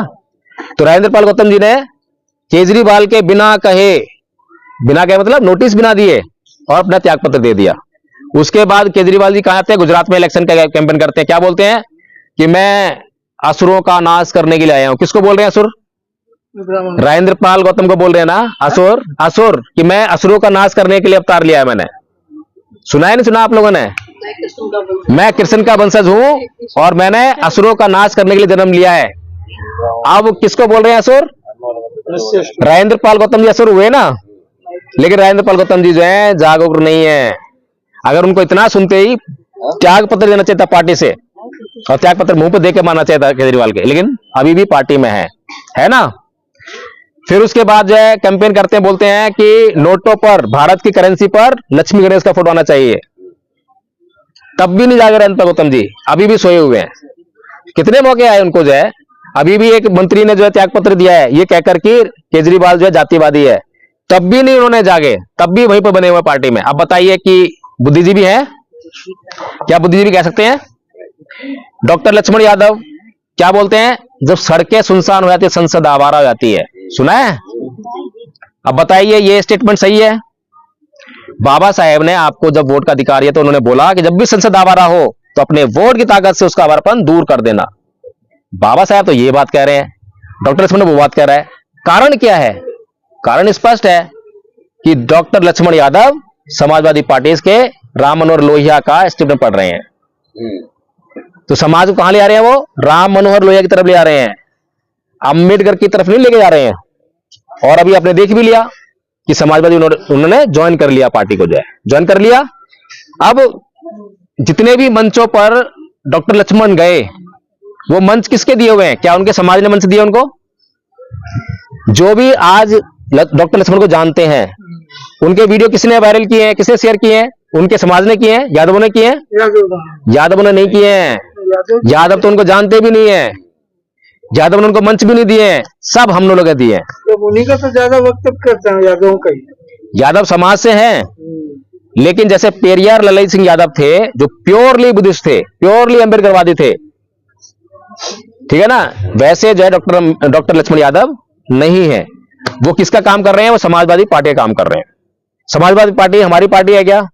हमारी विचारधारा चलती है क्या? नहीं चलती है। और डॉक्टर लक्ष्मण यादव क्या कर रहे हैं? उनका काम कर रहे हैं। लेकिन हमारा समाज को बुद्धि नहीं है। हमारा समाज जिन्हें अपना आदर्श मान रहा है, जिनके वीडियो को लगातार वायरल करता है, शेयर करता है, देखता है, वो उसके जो है काम नहीं कर रहा है। अभी नीलम बौद्ध मैडम जो है भोजन पत्रकार है, पता है आपको, ये 22 दिन तक जेल में रही थी। अगर ये सारे नेता जो है ईमानदार होते, सामाजिक बेईमान ना होते तो इनकी आवाज उठाते ना। आपने एक भी वीडियो देखा है इनका, किसी ने आवाज उठाई हो? वैसे तो नहीं देखा। अगर ये लोग 22 दिन कम होते हैं क्या जेल में? 22 दिन जेल में रहे और एक भी मतलब फुसफुसाहट भी नहीं है, अगर इन्होंने आवाज नहीं उठाई है तो ये लोग क्या ईमानदार हैं? क्या ईमानदार है या बेईमान है? बेईमान है ना। तो ये सामाजिक बेईमान नेता हैं, समाज से गद्दारी करने वाले नेता है। समाज के लिए अगर आप समाज के लिए अगर जेल गए हो तो आपके लिए आवाज नहीं उठाएंगे ये। लेकिन जब इनके ऊपर गाज गिरेगी, प्रोफेसर ऋतु को नौकरी का मामला था, तुरंत आंदोलन खड़ा हो गया। और मैंने वहां जाके बोला भी कि आपके पास धन संपदा है तो आप ऐसा मजमा लगा सकते हो, लेकिन हमारे समाज पर रोज अत्याचार हो रहे हैं, हजारों लोग पर अत्याचार हो रहे हैं, वो आवाज नहीं उठा पाते अपनी। हमें उनके लिए व्यवस्था देनी है, लेकिन डॉक्टर ऋतु नहीं समझती है। अब क्या बोलती थी कि मतलब जब तक मुझे न्याय नहीं मिलेगा मैं हटूंगी नहीं, मेरा आंदोलन चलता रहेगा। कहां है आंदोलन? मिल गया न्याय? इन लोगों का मकसद जो है समाज के लिए आंदोलन करना नहीं था। इन लोगों का मकसद है खुद को एमएलए एमपी कैसे बनाना है, उसके लिए जुगाड़ करना। फेमस हो जाएंगे, किसी पार्टी में जाएंगे, टिकट मिल जाएगा और एमएलए एमपी बन जाएंगे, यही इनका मकसद होता है। अभी एक और वो है गद्दार आदमी डॉक्टर उदित राज हाँ, उसका। पहले बीजेपी में रहा, लास्ट मोमेंट तक चुपता रहा, जबकि 1 साल पहले ही अगर वो जो है समाज के आधार पर त्याग पत्र देता पार्टी से तो समाज में फिर वापसी हो जाती, समाज का काम करता। लेकिन इतना बड़ा गद्दार था कि जैसे ही जीता वैसे ही जो है समाज को भूल गया और जिन लोगों के मतलब उसे जो है काम करना था, जिन लोगों के लिए उनको भूल गया और जिनके के लिए मतलब नहीं करना था उनको जो है सलूती दी और लास्ट मोमेंट तक देता था कि बीजेपी से टिकट देगी। गद्दार लोग हैं, कभी भी समाज के लिए वो जो है त्याग नहीं करते हैं, जरा सा त्याग नहीं है, अपने पद प्रतिष्ठा का त्याग नहीं। बताइए आप जो है ये क्या त्याग करेंगे? और हमारे महापुरुषों ने अपनी पूरी जिंदगी त्याग कर दी है। तो हमें अपने महापुरुषों की जिंदगी की वैल्यू को समझना है और आंदोलन को सही अर्थों में समझना है। जब तक हम सच्चे अर्थों में आंदोलन को नहीं समझेंगे, जानकारी नहीं लेंगे, तो समाज जागरूक नहीं होगा। एक एक वोट की कीमत है। अभी चुनाव आ रहे हैं, अभी आपके पास कम से कम 2 महीने हैं। इसी तरह से आप जो है जाइए हर किसी के पास, जो समझाइए। कोई टीएमसी को वोट दे रहा है, कोई कहीं वोट मत दो, वोट दो बीएसपी को वोट दो। गड्ढा है, गड्ढा भरो। कोई बोलेगा कि बहन जी जो है परिवारवाद कर रही है, चलो परिवारवाद कर रही है, कहां परिवारवाद नहीं है? टीएमसी में नहीं है, बीजेपी में नहीं है, ज्योति विश्वास नहीं है। जिसके पास पावर है वहां परिवारवाद आता ही है।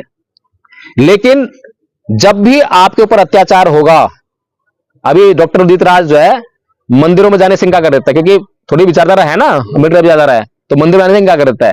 तो उसके खिलाफ से मुहिम छेड़ दी है, क्योंकि वो कांग्रेस में है, कांग्रेस का घर है ही नहीं वहां पर। तो जो कांग्रेस विचारधारा है, ब्राह्मण विचारधारा है, उसको ही अपनाना पड़ेगा। और जो बीएसपी से कोई चुनाव लड़ेगा तो वो खुलकर बोलता है, वो डरता नहीं है। समझ रहे हैं बात को जो है? तो बीएसपी अपना घर है, कुछ भी उसके अंदर गड़बड़ हो रहा है, सही हो रहा है, गलत हो रहा है, वो हम आपस में निपटाएंगे। हम अपने आपस की बात को बाहर लेकर नहीं जाएंगे, दूसरों को मौका नहीं देंगे।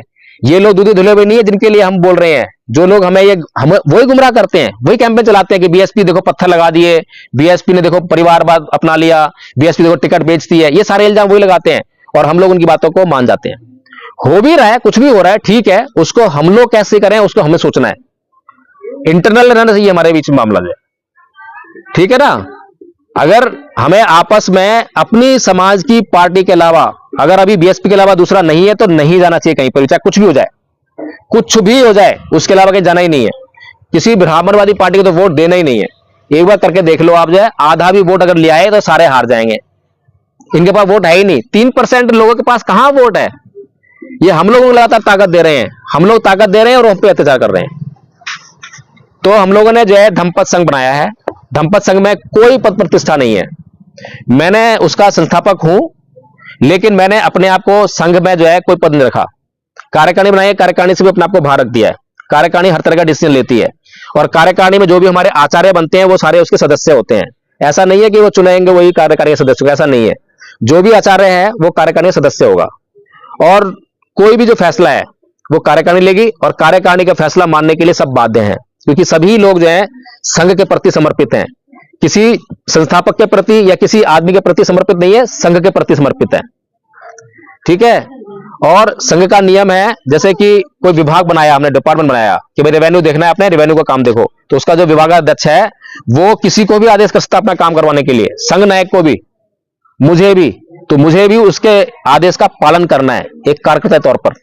यह संघ का स्वरूप है, जहां पर कोई एक नेता नहीं है, सभी को नेता बनना है, सभी को बढ़ाना है। जैसे हमारे बीच में आचार्य सुजाता जी हैं, प्रथम वर्ष का उन्होंने कोर्स कंप्लीट कर लिया, तो उसके बाद जो है अब इनको प्रैक्टिस करा रहे हैं कि बोलें कैसे, जैसे मैं बोल रहा हूं ऐसे ही बोलने की प्रैक्टिस करवा रहे हैं। तो ये सारा काम जो है आप लोगों के बीच में मैंने कहा था कि भाई मेरे ऐसे कितने लोग चाहिए, 1000 लोग चाहिए, तो 1000 लोग पैदा करने पड़ेंगे, हमें लाखों लोग पैदा करने हैं।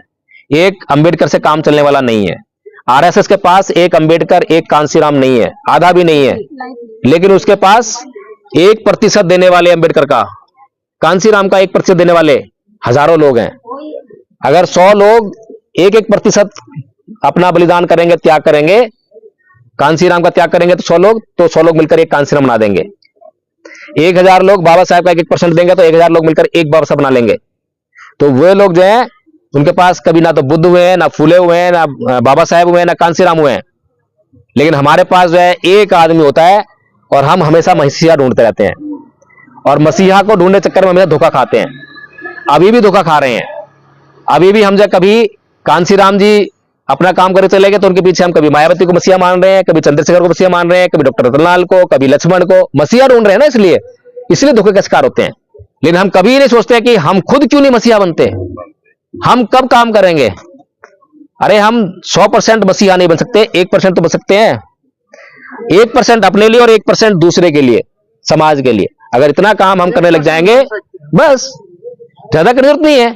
आप कांसी राम जी ने अपना पूरा सब कुछ त्याग किया, शादी नहीं की, बच्चे नहीं किए, परिवार नहीं बनाया, प्रॉपर्टी नहीं बनाया। आपसे तो बनाने करने वो कह नहीं रहे हैं कि आप भी ऐसा करो। आप बच्चे भी बनाओ, प्रॉपर्टी बनाओ, घर बनाओ, सब कुछ करो, लेकिन कम से कम 1% तो कांसी राम को दे दो। 1% 24 घंटे में आधा घंटा दे दो रोज का, आधा घंटा 15 मिनट दे दो, दे के देखो जरा। 15-15 मिनट भी जो है अगर किसी से बात करोगे कितना बड़ा हो जाएगा। लेकिन कुछ ना कुछ करते रहोगे तो कुछ होगा, कुछ भी नहीं करोगे तो कुछ भी नहीं होने वाला है। इसीलिए जो है, जो हमारे बीच में आचार्य सुजाता जी हैं, प्रथम वर्ष का कोर्स क्या है? प्रथम वर्ष का कोर्स जो है ले प्रीचर का कोर्स है। बाबा साहब की प्लानिंग है, मेरी प्लानिंग नहीं है, मेरी कोई प्लानिंग नहीं है। 19 जुलाई 1954 का बाबा साहब का भाषण है, वो पढ़ लेना और एक सब देख लेना कि वहां से ले रहा हूं नहीं रहा। तो 3 साल का कोर्स हमने बनाया, विभाजित किया कि हमें पूरे भारत को बौद्ध करना है। बौद्ध करने के लिए हमें बौद्ध चाहिए, और बौद्ध ऐसे नाम के नहीं, पढ़े लिखे बौद्ध चाहिए, अध्ययन करने वाले। तो हमने कोर्स बनाया फिर उसका जो है कि ये कोर्स प्रथम वर्ष का, ये द्वितीय वर्ष का, ये तृतीय वर्ष का। प्रथम वर्ष का कोर्स जो है 4 पेज का मामूली कोर्स है। जो बौद्ध है उनको आता ही होगा आधा कोर्स तो, और आधा कोर्स में दंपत की 5 गाथाएं जो बताइए, 2 भाई बहन और 3 और हैं, वो आ जाएंगी। तो आप लोग जो है हर किसी को बता पाओगे कि बुद्ध के धम्म में कितनी गरिमा है, कितना जरूरत है, उनको जो है समझा पाओगे, सिखा पाओगे। इसके बाद दूसरे साल का कोर्स जो है वो है संस्कारकर्ता बनाने का कोर्स, कि हमारे घरों में जो है जब कोई बौद्ध भिक्खु नहीं होता कहीं पर भी जो है, तो हम संस्कार नहीं करते हैं, छोड़ ही देते हैं, तो हमारे बीच संस्कृति नहीं फैल पाती है, इसलिए संस्कारकर्ता बनाना है। तीसरे वर्ष का कोर्स है बौद्ध विद्वान बनाने का कोर्स, जो बड़े जटिल सिद्धांत है बौद्ध धर्म के, उनको सिखाना, तर्क करना, भाषण देना, सिखाना, बहुत सारी बातें सिखाएंगे उसमें जो है। तो इस तरह से जो है हमने ये सब कोर्स को कंप्लीट करने के लिए विश्व अशांति निवारण स्कूल की स्थापना की है। अब ये भी आपके लिए बड़ा नया शब्द है, विश्व अशांति। अशांति की बात कर रहे हैं हम, शांति की बात नहीं कर रहे हैं, क्योंकि बुद्ध ने सुख नहीं खोजा, दुख खोजा था। तो बड़ी आसान सी बात है, समझ में आने वाली बात है कि हम अपने जीवन में सुखों को खोज लेते हैं, सुखों को, है ना, और जैसे ही सुख मिलता है भोग लेते हैं। थोड़ा सा सुख मिला, भोग लिया, और सुख के भोगते क्या होता है, फिर दुख में पड़ जाते हैं। तो बुद्ध की थ्योरी क्या है कि दुख को खोजो, पहले दुख का अंत करो, जब दुख का अंत हो जाएगा तो सुख अपने आप आएगा। बड़ी आसान सी थ्योरी है। तो हम लोग है बिल्कुल प्योरली बुद्ध की थ्योरी को फॉलो कर रहे हैं, क्योंकि बातें बहुत सारी करने के लिए है, लेकिन समय बहुत कम है। मैं इतनी सारी बातें आप लोगों से नहीं कर सकता हूं, लेकिन आपको गूगल मीट पे अभी शुरू हो गई 8 बजे, सुबह 5:30 से 8 बजे तक चलती है, दोपहर को 2:30 बजे से 5 बजे चलती है, और शाम को 8 बजे से रात को 11-12 बजे चलती है। ये हमारी गूगल मीट चलती रहती है, और उसमें सिखाने का काम करते हैं, सिखाने का, और धम्म चर्चा होती है, और भी विषयों पर चर्चा होती है। तो ये सब चर्चा चलती रहती है, उस पर सब बातें हम जोड़ के जो है हम लोग उस पर मीटिंग पे आके हम सारी बातें कर सकते हैं। और वहां पर कोई छोटा नहीं है, कोई बड़ा नहीं है, कोई पहले नहीं, कोई बाद में नहीं है, सब एक समान दर्जा लिए हुए हैं। सभी लोग जो संघ के प्रति समर्पित हैं, किसी एक आदमी समर्पित नहीं है। संघ का उद्देश्य है, उस उद्देश्य को पूरा करने में सब लगे हुए हैं। अब तक 30 आचार्य बना चुके हैं, 100 से ऊपर स्टूडेंट्स जो है स्कूल में एडमिशन ले चुके हैं। अभी तक इसकी फिजिकल एग्जिस्टेंस नहीं आई है, ऑनलाइन चल रहा है अभी, लेकिन जल्दी ही हम जो है जब हमारे आचार्य बन जाएंगे, जहां पर आचार्य होंगे वहीं पर स्कूल खोलेंगे हम।